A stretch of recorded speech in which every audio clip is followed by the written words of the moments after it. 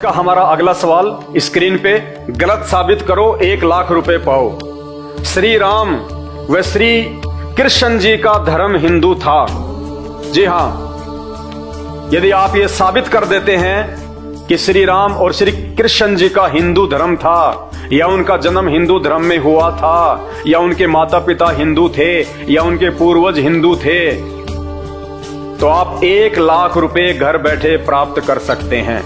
यदि किसी भी धर्म ग्रंथ में, यदि रामायण में, रामचरितमानस में, चारों वेदों में, गीता जी में, यदि आप ये साबित कर दो कि श्री रामचंद्र जी का धर्म हिंदू था, 1 लाख रुपए आप पा सकते हैं घर बैठे। और यदि आप साबित नहीं कर सकते हैं तो अपने धर्मगुरुओं से पूछिए, जिन गुरुओं की आपने शरण ले रखी है, जिनको आप पूर्ण ज्ञानी मानते हैं, जो आपको मीठी मीठी कथा और कहानियां सुनाते हैं, जिनको आप हजारों लाखों की संख्या में दान धर्म करते हैं, तो ऐसे समय में भी यदि आपके गुरुजी आपके काम नहीं आए तो कौन से दिन काम आएंगे। तो अपने गुरुजी से प्रार्थना कीजिए कि हे गुरुदेव, हे प्रकांड ज्ञाता, हे सारे शास्त्रों के मर्मज्ञ, मुझे 1 लाख रुपए जीतने का मौका मिल रहा है, आप मेरी मदद कीजिए और मुझे बताइए कि श्री राम और श्री कृष्ण जी का धर्म क्या था। वो हिंदू धर्म से थे, मुसलमान धर्म से थे, जैन धर्म से थे, बौद्ध धर्म से थे, ईसाई धर्म से थे, या सिख धर्म से थे। और यदि वो कहते हैं कि श्री राम और श्री कृष्ण जी का कोई धर्म नहीं था, तो फिर हम इन भगवानों को हिंदू धर्म से जोड़ के बार बार क्यों जो है हम इनका हवाला देते हैं कि जय श्री राम, भारत को हिंदू राष्ट्र बनाएंगे, जय श्री राम, भारत को हिंदू राष्ट्र बनाएंगे। जब श्री रामचंद्र जी का धर्म ही हिंदू नहीं था, तो पहले ये तो पता कर लो कि श्री रामचंद्र जी का धर्म क्या था। तो आप कोशिश कीजिएगा श्री राम और श्री कृष्ण जी के धर्म के विषय में।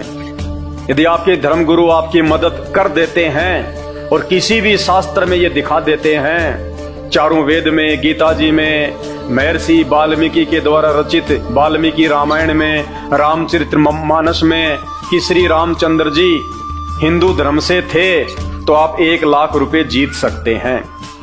और यदि वो साबित नहीं कर पाते हैं तो क्यों फिर आपस में हिंदू मुस्लिम के झगड़ों में पड़े हो?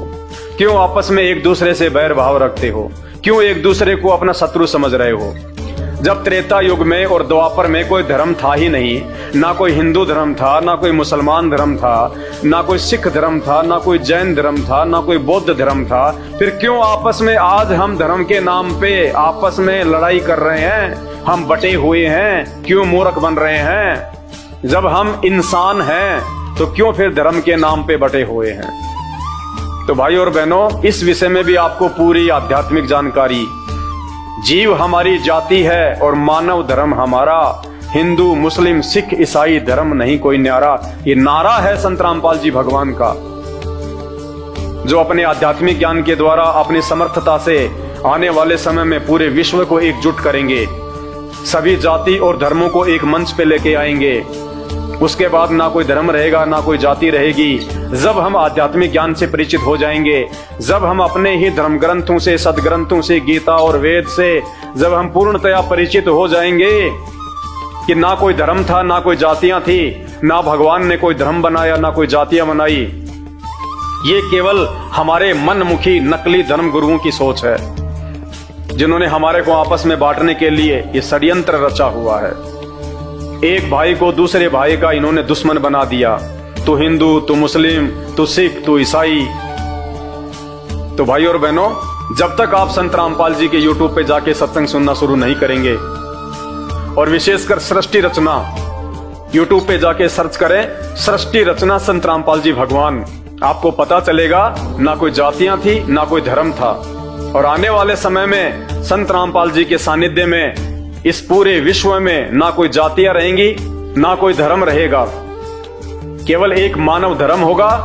तो आपसे मेरी प्रार्थना है, ये जितने भी नकली धर्म गुरु जो गांव गांव शहर शहर में बैठे हुए हैं, जो हमारे धर्म ग्रंथों में वर्णित सच्चाई से अपरिचित हैं और आध्यात्मिक क्षेत्र में आपका कुमार्ग कर रहे हैं, आपको सही दिशा नहीं दे रहे हैं, और एक समय ऐसा आएगा ना आप अपना बचाव कर पाओगे, ना आप अपने परिवार का बचाव कर पाओगे, और आप उन धर्मगुरुओं के आगे हाथ जोड़ते रह जाओगे, इन देव देवताओं के आगे हाथ जोड़ते रह जाओगे, ये भी आपकी किसी प्रकार की कोई भी मदद नहीं करेंगे।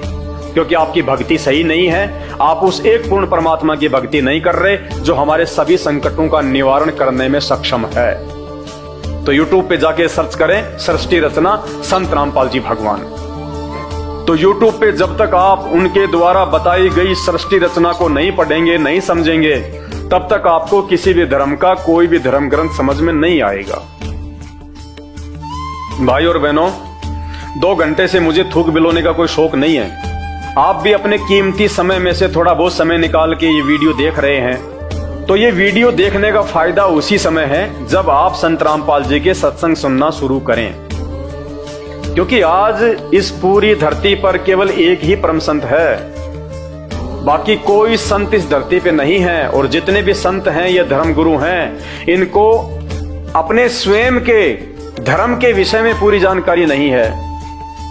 इनको स्वयं के धर्म ग्रंथों के विषय में पूरी जानकारी नहीं है। हिंदू धर्म गुरुओं को गीता जी और वेदों के विषय में पूरी और सच्ची जानकारी नहीं है। मुल्ला और मौलवियों को मुसलमान धर्म के विषय में, कुरान शरीफ के विषय में, तौरेत, जबूर और इंजिल के विषय में पूरी जानकारी नहीं है। जितने भी पादरी और पास्टर हैं, इनको बाइबल के विषय में पूरी जानकारी नहीं है। सिखों को गुरु ग्रंथ साहिब के विषय में जानकारी नहीं है। ना ही बौद्ध और जैन समाज को अपने अपने धर्म ग्रंथों की जानकारी है। ये सारी जानकारी संत रामपाल जी ने सभी धर्म के मानने वालों को दी है। आपने उनके सत्संग सुनने पड़ेंगे और सत्संग सुन के आप विचार कीजिए कि आपको मानव जन्म क्यों मिला है। परमेश्वर कहते हैं, मानव जन्म पाए के जो नहीं रटे हरि नाम, और जैसे कुआं जल बिना फिर बनवाया क्या काम। ये 84 लाख योनियों से भिन्न एक मानव शरीर हमारी को केवल और केवल भक्ति के लिए मिलता है। अन्य योनियों में जाके महादुख भोगने से बचने के लिए मिलता है। और ये केवल उसी समय संभव है जब हम एक परमेश्वर की भक्ति करें। और एक परमेश्वर की जानकारी वर्तमान में पूरी पृथ्वी पे यदि किसी धर्मगुरु के पास में है तो केवल परम पूज्य सतगुरु रामपाल जी भगवान के पास में है। और जब तक आप उनके सत्संग नहीं सुनेंगे, आप उनके विचारों से परिचित नहीं होंगे, तब तक ऐसे ही आप अपना ये अनमोल मानव जन्म बर्बाद करते रहेंगे। और आज मानव जन्म में आप कितने सुखी हैं बिना भक्ति और भगवान के। और कल को जब ये शरीर छूटेगा, हम 84 लाख योनियों में जाएंगे, उस समय हमारे साथ में क्या बीतेगी। आज आप एक गधे का जीवन देख लीजिएगा, आज आप एक बैल का जीवन देख लीजिएगा, कितना महादुख भोगता है। सारा दिन खेत में चलता है, गाड़ी में उसको किसान जोतता है।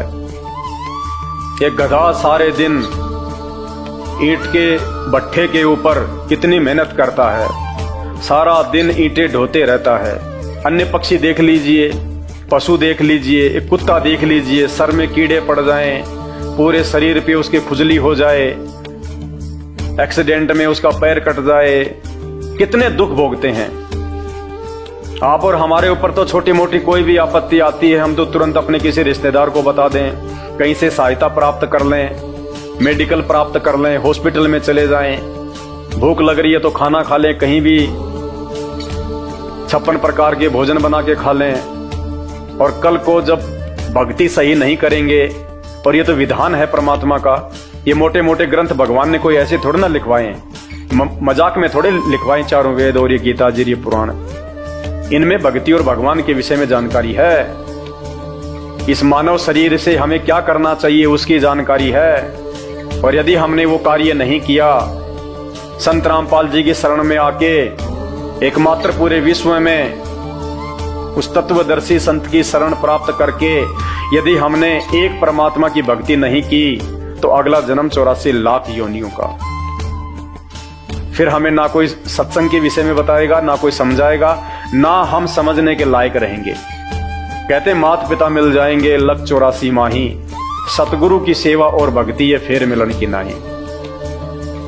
आज अनजाने में लोग कहते हैं माता पिता ही हमारे गुरु हैं, माता पिता ही हमारे गुरु हैं। बहुत अच्छी बात है, वो भी गुरु हैं, उन्होंने भी आपको जीवन जीना सिखाया है, बचपन में आपको शिक्षाएं दी हैं। लेकिन बिना आध्यात्मिक गुरु के वो माता पिता भी मरने के बाद 84 लाख योनियों में जाएंगे और आप भी 84 लाख योनियों में जाएंगे। वहां पे ना आपको माँ बचाएगी ना आपको वो पिता बचाएगा।